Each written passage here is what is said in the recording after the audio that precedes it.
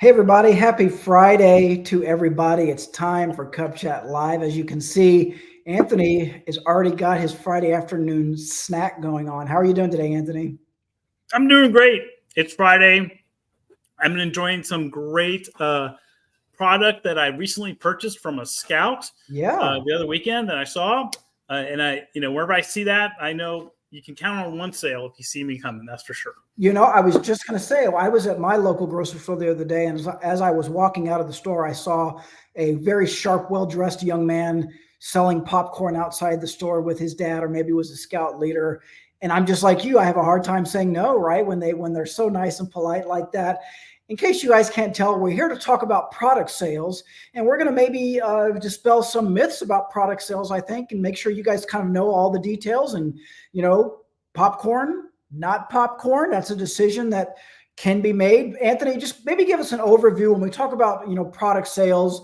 We're talking about basic fundraising, right? Just kind of tell us overview how that all works. Yeah, I don't think it's any secret that we get some of these topics for Cub Chat Live from watching Facebook groups and kind of hearing the chatter. And so there's one piece there. Actually, there's really two pieces that we see a lot, and there's a misunderstanding among many people that Scouting America owns popcorn, like it's our popcorn that we're trying to sell, because the most thing that you have to compare it to is Girl Scouts and Girl Scout cookies, right? That's kind of goes hand in hand. So they see Scouts and popcorn, or Cub Scouts and popcorn, they think that that's our product. The reality is it's not. In fact, what we do nationally is we license vendors. People will come to us and say, hey, we think this is a good fundraising opportunity for Scouts across the country. And so we will, based on certain metrics, right? We want to make sure it's quality. We want to make sure it's a good brand reflection. The local council then decides whether or not they want, what company they want to use, if they want to sell popcorn, or some do peanuts, some do various other things, beef jerky, discount cards. I mean, you name it. There's a whole bunch of things out there. Councils choose that product, and they work with that company to kind of create some kind of price structure. Maybe there's a prize program that's attached to that the company does, or maybe the council has to do it. But that's really a localized decision. And so that's important. That's kind of the first thing we want to make sure people understand is that whatever the product is, that is a third-party vendor who, by the way, you have to keep in mind, they're a for-profit company more than likely. They're doing it to make money. So there's going to be a piece of that sale that's going to go to their bottom line as well. And that kind of brings me back to the second point that we see people complain about the cost of that product. Well, again, we're not controlling that product. We're not controlling that cost.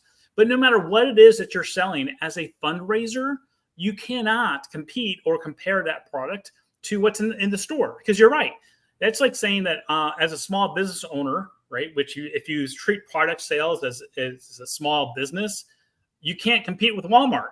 You're not going to, right? They've got the volume, they've got the distribution, they've got that down, right? And they don't have as many people trying to have a bottom line, profit, if you will, off their product, right? So those are two big items that we see all the time that people talk about. So we do want to make sure we start off this program right, kind of clear the air with that, that people understand that whatever product it is that you sell locally, that is a localized decision, and that you have to rid your mindset of you're trying to compete with a local, grocery store or Walmart or box store, and that the prices are going to be the same. It's just not, because you're really not selling a product. We'll get into that too. Yeah, we're going to get into that. And Brian, are watching on YouTube, comes right out of the gate swinging. Why is popcorn so expensive? He asked. I think Anthony just kind of answered that. But yeah, unfortunately, Anthony and I don't have control over how much the popcorn costs.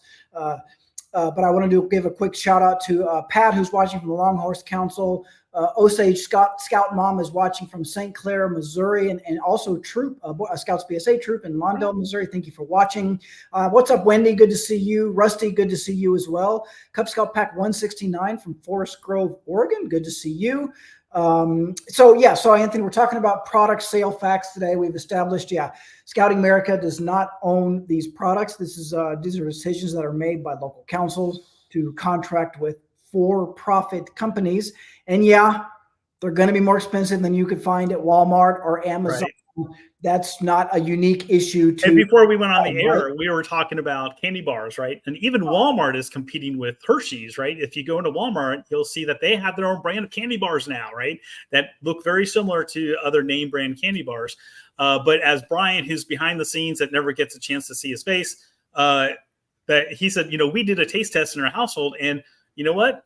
The Walmart brand was not nearly as quality as the name brand, right? And so I do go, I do go out and I do go shopping, and I've seen little tins of popcorn or specialized products for $20, $30, $40. I see that gourmet top end shelf stuff is out there, right? And all that's profit, right?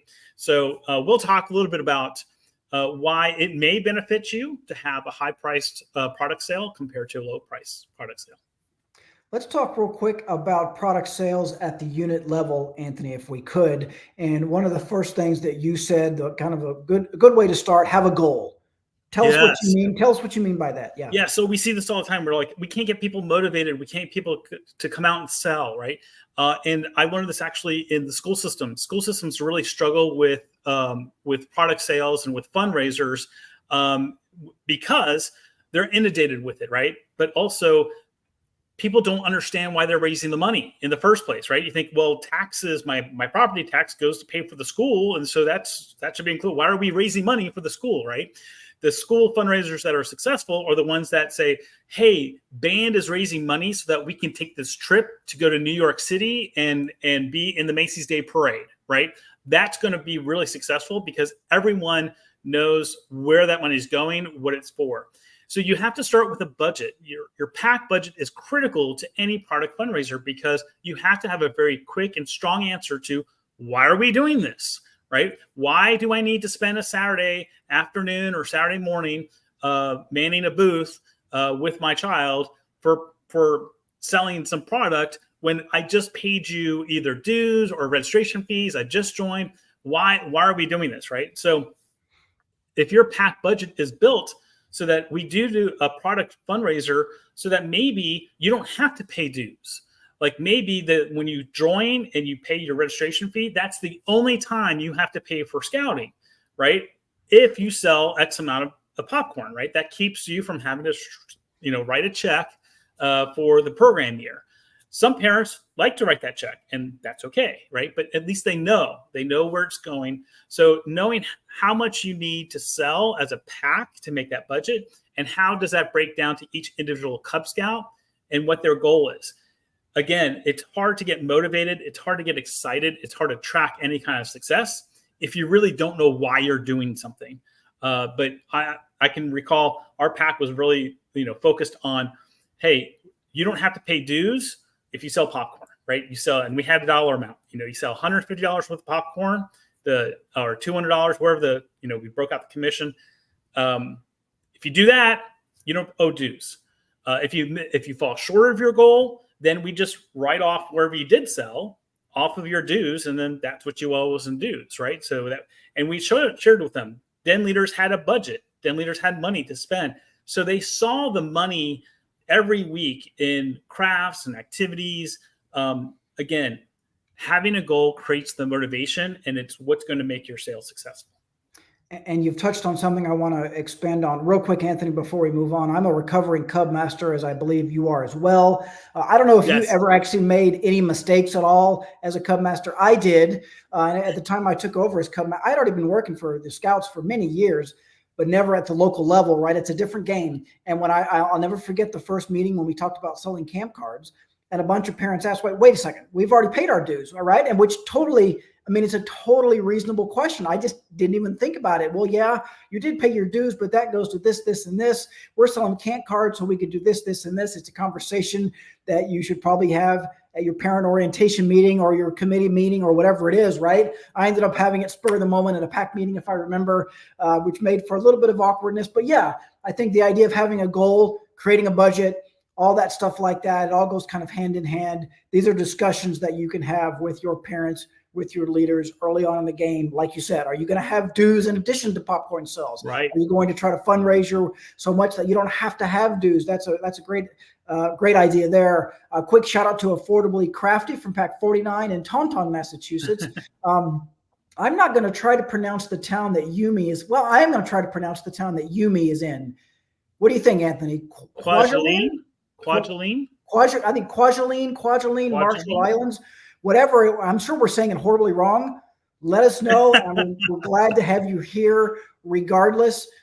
Somebody said earlier they were looking forward to, Richard says from Pack 32 in Versailles, Kentucky, looking forward to tips and tricks to improve sales. We're going to talk about that a little bit later, Richard. Yep. Stay tuned. I appreciate all you guys tuning in. If you have any questions you'd like for Anthony to address, now is your opportunity. We got him for about 19 more minutes. All right. So, that's the biggest one, though. That's the biggest tip. Have a goal, right? Yeah. That's going to solve so many problems down the road of why am I selling? What am I selling for? And in your fall fundraiser, right? Sometimes councils may want you to do 2 fundraisers, a fall and a spring run, right? Yep. And that fall fundraiser could be that, hey, this pays for our program year. And that spring one could be like the icing on the cake, right? And so some packs may use that money for summertime activities, right? A lot of councils may attach that to earning day camp, like so that you can earn day camp in addition to a commission, right? And so then that can fund your pack annual program planning conference, right? Or program planning party is what we like to say. So it can plan that pack activity during the summer. All that fun stuff that can happen. So if not everyone reaches their goal, that's not a big deal. It's not operationally critical, but have that goal. Yeah, absolutely. Jesse asked, can you make scouts sell popcorn to help keep dues down? Well, I mean, you can. It's a little bit more complicated than that. But yeah, your pack may charge dues that just the pack charges, right? These are separate from national dues and things like that. And those can be offset by popcorn sales, right, Anthony? Right.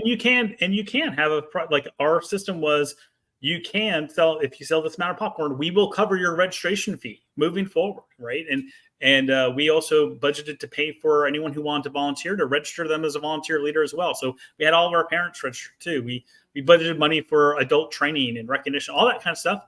Again, have to have that pack budget. You have to share, why are we fundraising? Maybe you're great. You've got some other fundraiser, but you want to do a special fundraiser to buy a new Pinewood Derby truck. Yeah. Right. It's going to something very focused. Having that in mind really does. Again, that's the first and critical goal. But the second one goes kind of hand in hand, right? And that is have a plan, right? And so the plan is, we talked about it already. Someone already mentioned, why is this so expensive? Okay, so we've already established that we don't set the prices. The prices of that product and what product you're selling is a localized decision.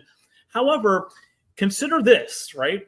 Lower price items require higher sales volume, right? You have to have a lot more foot traffic to get the same amount of results. So if you're trying to reach $200 in net return per Cub Scout, right? So each Cub Scout is trying to earn $200 of commission, not gross sales, but commission. If you had a $5 item, and let's say you had a 50% commission on that $5 item, so you're making $2.50 off of each of that small priced item. You have to sell 80 items to get to $200. All right. So you have to make 80 transactions, which means how many transactions total when you get, how many no's are you going to have to get, because you're going to get no's, right? How many people are going to walk by you? So you that perception that we're getting a high volume of sales and more yeses is great, but it may take you a lot longer, or you may never be able to reach that goal compared to a higher priced item. Let's say that $40 item, which sounds like a lot, and you're only getting 35% commission. So you're getting $14 for every sale of that $40 item. You only have to sell 15 items, right? So yeah, it's a mindset, and you know your market better, right? And so maybe you are in a market where $40 is a too high of a price and you are getting priced out. But take that in consideration. Lower priced items in this example, you're going to have to do 15 times, 5 times more sales, right, to reach that same level of, output of that income that you're trying to achieve. So it's a balance. I'm not saying which one's right, which one's wrong. I'm just saying, we always we told our kids to try to sell up, and we tried to start, if they ask the kid, what Cub Scout, what's your favorite product? Go to the big tin. Like, I like the big tin because it has the variety pack, right? The variety pack of most people have some kind of variety pack or some high dollar item. And the person may laugh it off and say, ha ha ha, right? But that's a cute little sales trick. But hey, you know what? If they say yes, boom, you just, you got a $50 commission off that. So there's a rationale behind both of those. But if you're in a high traffic volume area where you're going to see hundreds of people an hour, right? And you just want that quick transaction of $5. And yeah, people are easy to give up $5 for a candy bar to help support scouting. Absolutely. That works too. But if you are in a slow paced area and you don't have as much foot traffic, you probably aren't going to be able to reach that goal, or it's going to take you a lot longer than with a higher price item. So again, those are the two differences, right? Yeah, and not only might it be 5 times the amount of product you have to sell, it could end up taking 5 times longer, right? So that's the decision that you have to make. Brian says that they have a rule in their pack where if you sell a certain amount, the next year you don't have to pay dues for the next year. His family, he says, sold $1,400 in popcorn. Very, very cool. Brian, love to hear that. So let's talk then, Anthony, about once you've made that decision, once you've decided you're going to sell popcorn or whatever that product is, a lot of it goes into how you execute the plan on sales day, right? And maybe more importantly, how the kids do it, right? How do you prepare for a selling? Yeah. So, I think we all learned somewhere, at least I learned this. I know you learned, be prepared, right? So be prepared to sell, right? Before you actually start going out there. So some things to consider. You want to make sure, if Brian can put up the slide, because I want to make sure I get my talking points right, is train the Cub Scouts, right?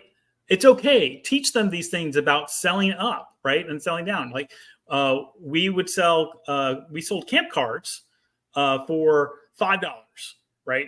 And so when we trained the Cub Scouts that when someone says, oh, I only have a 20, they said, well, then would you like to buy 4?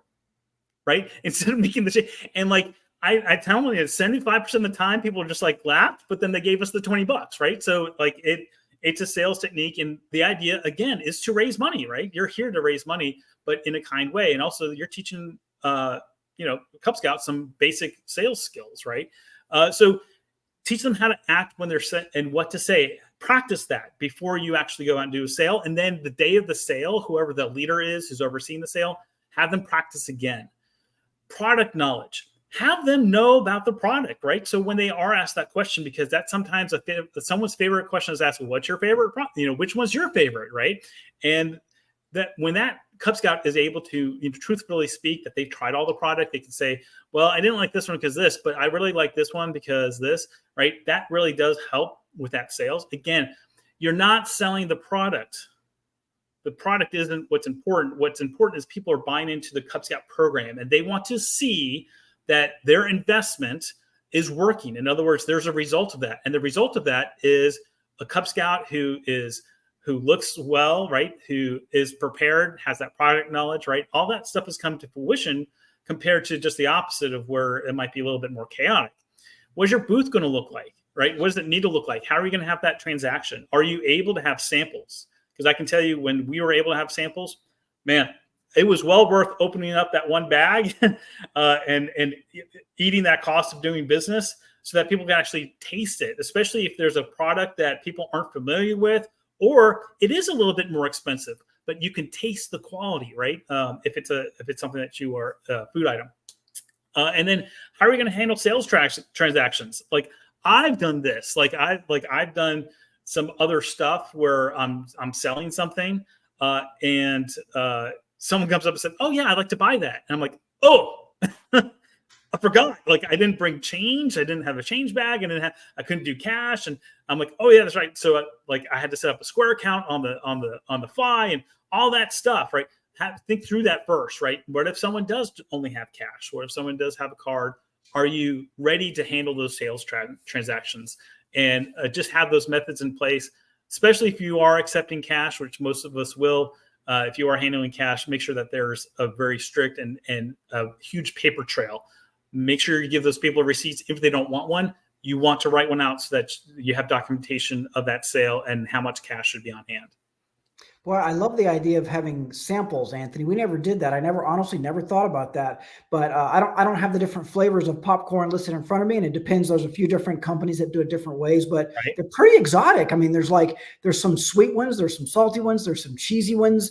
There's a nice little variety. The caramel delicious dessert popcorn is out there. And there's even beef jerky products out there. They have all these different flavors of beef jerky, and my spicy might be a little bit different than your spicy, right? And my mild and my sweet and all that kind of stuff. There's different types of peanuts, all these products that are out there. We're talking about consumable products. That's usually what was. But yeah, having that sample, again, you can taste the quality, and you know what? It gets people to the booth. Right? If I see free food, I'm going to get to the booth quicker than if you're just passively there.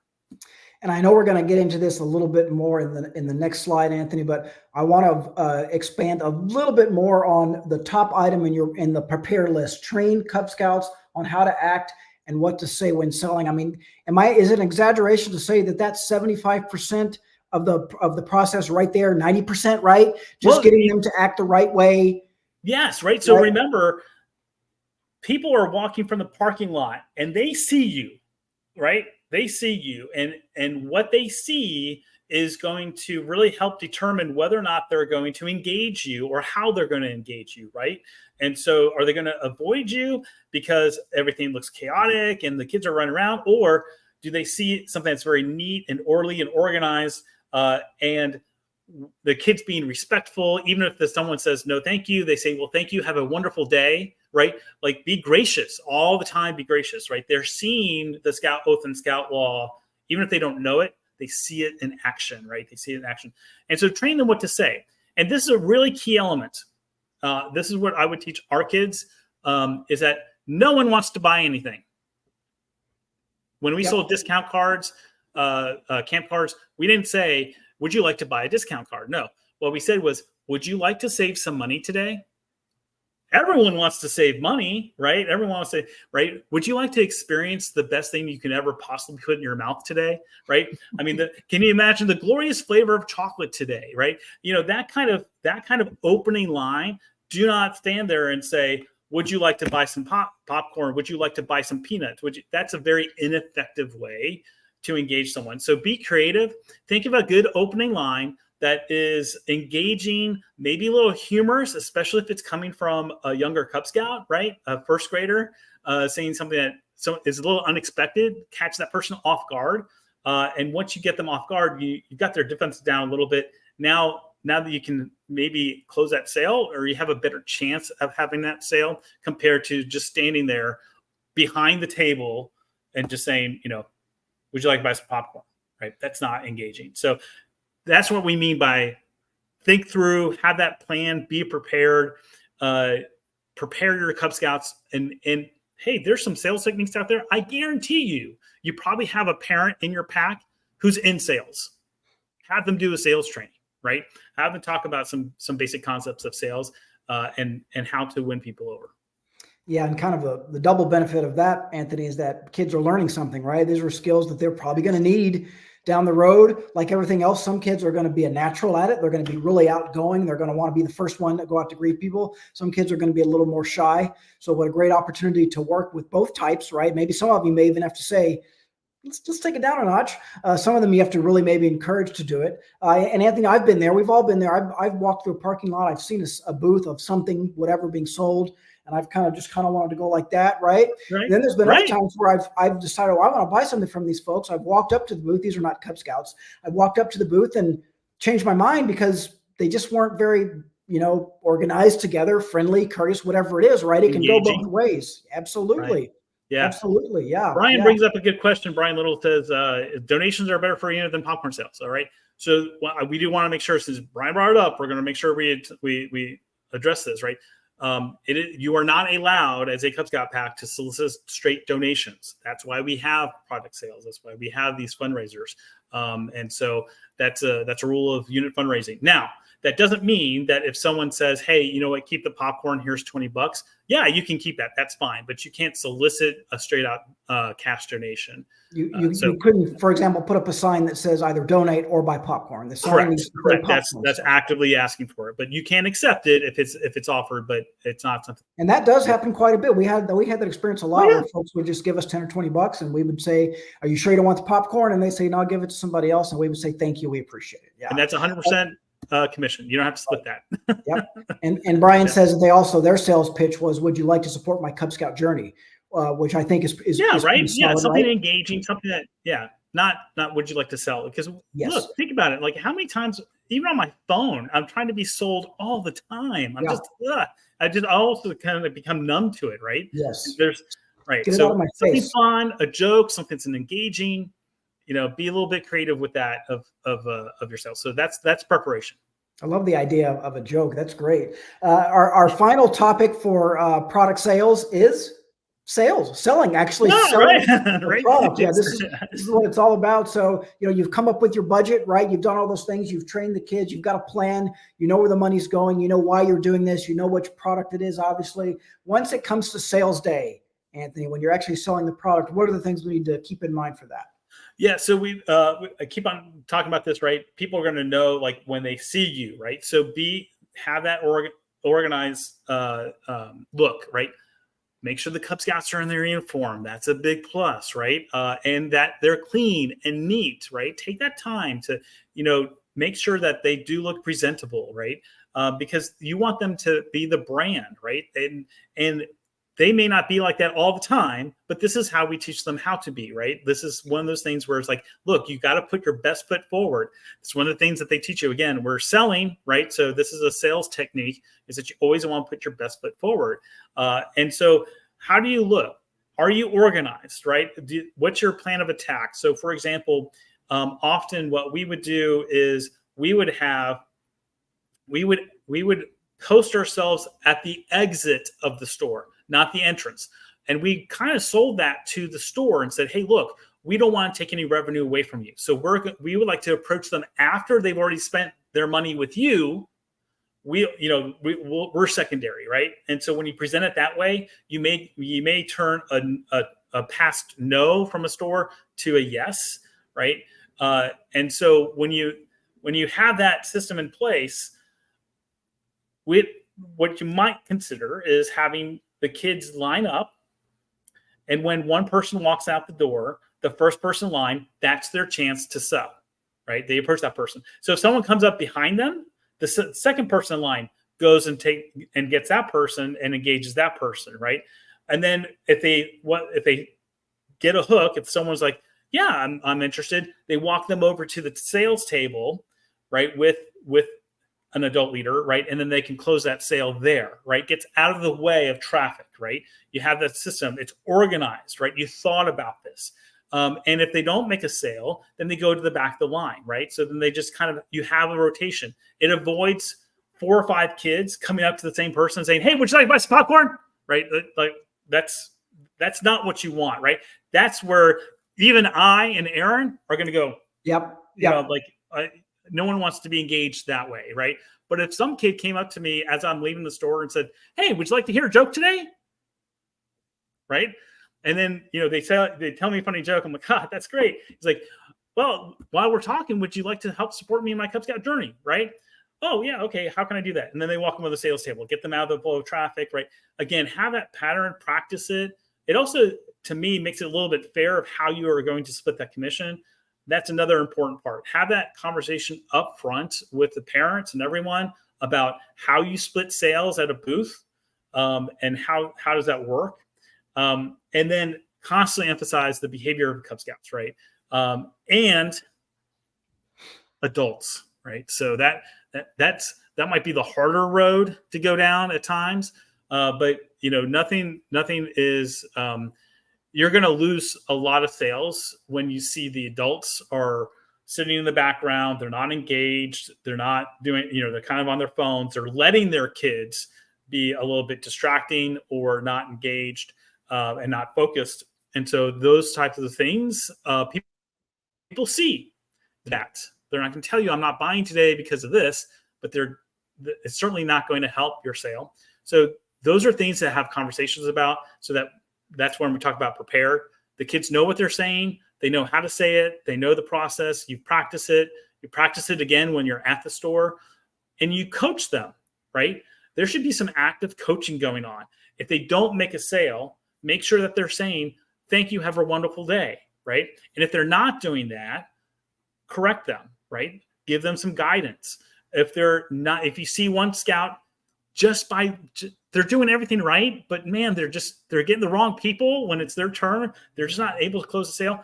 Give them that encouragement, right? Say, hey, look, the great thing about that no is that means that next yes is just closer, right? It's always good. It's going to be there, right? So giving them that kind of encouragement.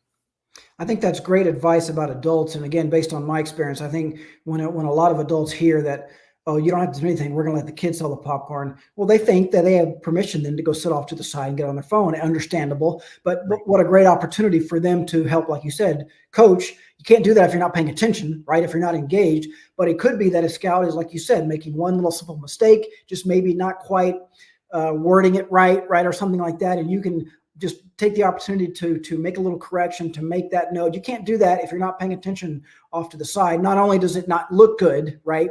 You're also missing a chance to really be engaged. I think just sort of standing there and just watching and observing and being ready to answer questions. If someone does ask an adult directly a question, being willing to answer. Yeah, I'm the unit leader, I'm the den leader, whatever, or no, I'm just a volunteer, I'm just a dad, I'm just a mom, whatever it is, right? Just being there, being engaged goes a long way. And again, behavior of Cub Scouts, I mean, I don't know, I think that just goes so far, right? Some of them are going to be naturally enthusiastic and want to do it. Some of them are going to be shy and not really want to do it. There's a role, I think, for both of those in product sales. And it's just a matter of sort of getting the most out of them, I think. Yeah, I think I liken it to fishing, because I saw this, right? And I'm sure every Cub master out there has seen this, right? The quiet, shy kid who just who talks like this when they're talking, and you're trying like, hey, you need to project a little bit. They make their first sale. And boom, the lights go on, like they did it. Like they realize, oh my, I can do this, right? And then next thing you know, this kid's the selling machine, right? They something clicked with them. And so those opportunities present themselves to us if we have the right environment and we're allowing those things to happen, but they just don't happen out of the blue, right? You can't have some framework in that environment to allow those things to happen. But yeah, you're going to have some kids that are just naturally shy. You're going to have some extroverts. You're going to have introverts, and selling isn't for everyone, but it's a technique that can be taught. And keeping that in mind really is helpful, not only to your product sales bottom line, but more importantly, what we're here for, right? Our mission, right? Being a leader means at times you know how to speak up, and you know how to engage people in a positive way. Yeah, and I would also advise maybe another thing that I saw as adults, very, very well, wanting to help, wanting to do the right thing. If a kid is, maybe shy, kind of stumbling over their words, my advice, let them work it out. Let them, it's okay. That's endearing in some ways. I think a customer would much rather see a Cub Scout in their natural environment, their true personality shining through, instead of an adult stepping in and taking over for them if they misspeak or say the wrong thing or something like that.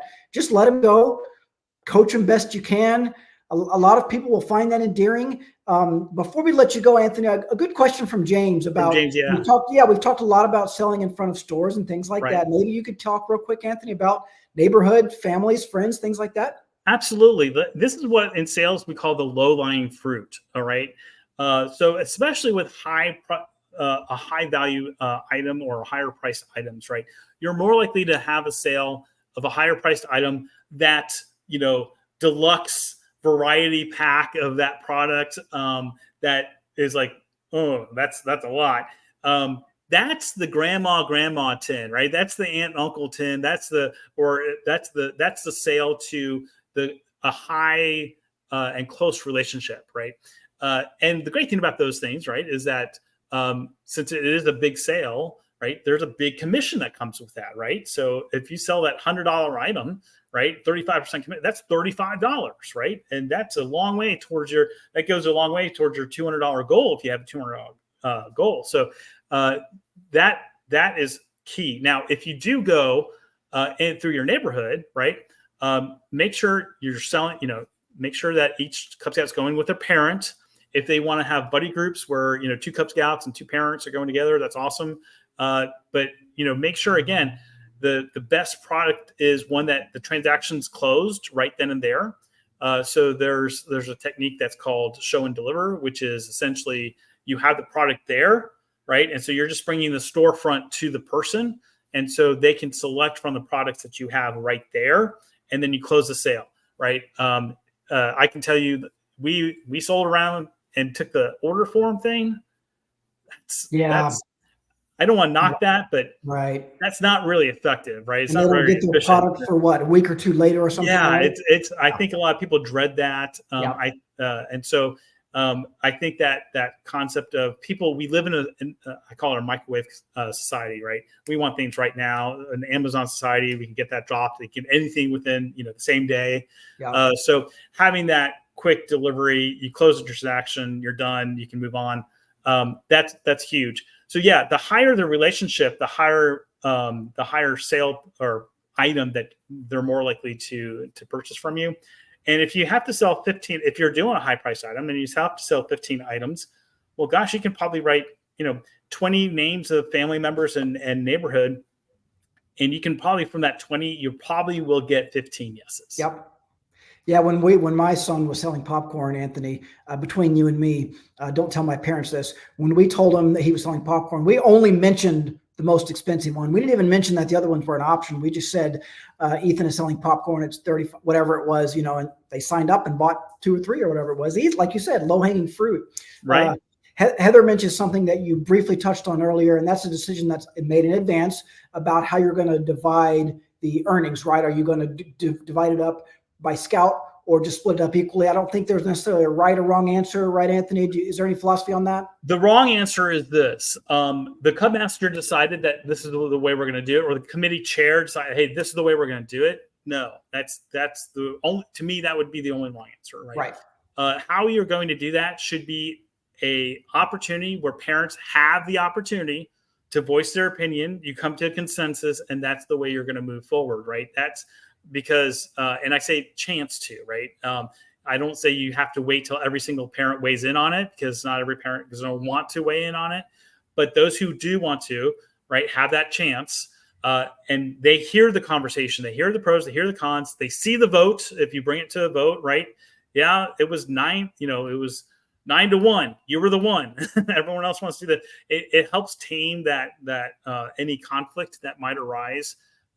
Because they're going to a sale and they're expecting one thing, but another thing happens. That's when people get upset. It's not the rules of the game. It's the perception that you change the rules of the game. And I say perception because if they went into it thinking one thing and they experienced something else, then that communication broke down somewhere. And so that's a key element to keep that on a smooth pace. Yeah. Excellent discussion, Anthony. I think we've covered just about all the topics we're planning on covering. We're talking about product sales. I think we've answered the question, why is popcorn so expensive? I think we've addressed that. We've talked about different options that you might have. Before we let you go, Anthony, any final closing thoughts that we want our viewers to know about? I just would like to circle back to that first point, right? You have to have a packed budget, right? And if you don't have that packed budget, the fundraising cycle, the product sales just doesn't make sense, right? No one's going to understand why you're doing it. And so even if your pack is financially sustainable, right, and without a product fundraiser, and you're doing it because you want to help support the local council, and maybe the money that goes towards product sales in your local council goes to support camp and camp properties, and you want to be a team player, right? Share that, right? Share that with your parents and let them know that. Let them know that product sales that are being sponsored by the council, or that it's benefiting us. And so that's how we're getting 70% of the money that of the sale is going to help scouting directly and indirectly. And knowing what that indirect service is helpful as well. But it all comes back down to, once again, a budget, being clear. And this is why we're doing our product fundraiser. Everyone down to the new Lion family understands that. And now they're motivated to either, okay, well, you know what? I don't like doing the fundraising thing. I'm just going to write a check, have that check, have that opt out. Or yes, okay, great. Now I understand. And now we're going to knock it out. And it's usually the newer families that go out there, get super excited. And like in 2 weeks, they've met their goal. Yep. Awesome. Well, product sales, it's a part of Cub Scout life. It can be a fun, rewarding educational experience for kids. I don't think anybody necessarily loves it, right? But it is an opportunity to fund your pack. It's an opportunity to ease the financial burden on folks, and it's an opportunity for kids to learn about being polite and people saying no to them, right? And how to be polite and having an like awesome Cub Scout experience. Like yeah. we did a summer trip every year, and when we went one year, we went to Six Flags. Another year, we went to the aquarium. And if you met your sales goal, not only was it the Cub Scout got to go, but they got to bring their parents, right? So we included the cost of the parent. And so what are the program, right? Are kids able to earn something and say, hey, mom or dad or grandma or grandpa, I want to take you somewhere. Like I earned this for you, right? That's a huge, big giveaway. So it's not just, can we make our program sustainable? No, have your program be out of this world amazing and do some amazing things. And if people get behind that, you can do it no matter what the families in your pack economic situation is. Absolutely. I love it. Heather says they use their product sales to make Halloween treat bags, cookie decorations, hot chocolate bars for Christmas outings, like going to the zoo, baseball game. That's awesome, Heather. That's what it's all about, right? This has been a great discussion, Anthony. Appreciate you taking your time out of your Friday afternoon to be with us here today on Cub Chat Live. We'll be back next Friday with another show. Until then, everybody have a good weekend. Thanks, Anthony. Thanks, everyone. Thanks, everybody. Aaron. Thanks, Brian. Thanks for tuning in today. Be sure to catch next week's episode. Same time, same place. And let us know how we're doing at go.scoutingmagazine.org/rate-cubchat. We love feedback and ideas for new episodes. And you can visit blog.scoutingmagazine.org/cubchatlive for all our past video episodes. You can see us live. Except it's recorded, but it was live. Okay, see you next week.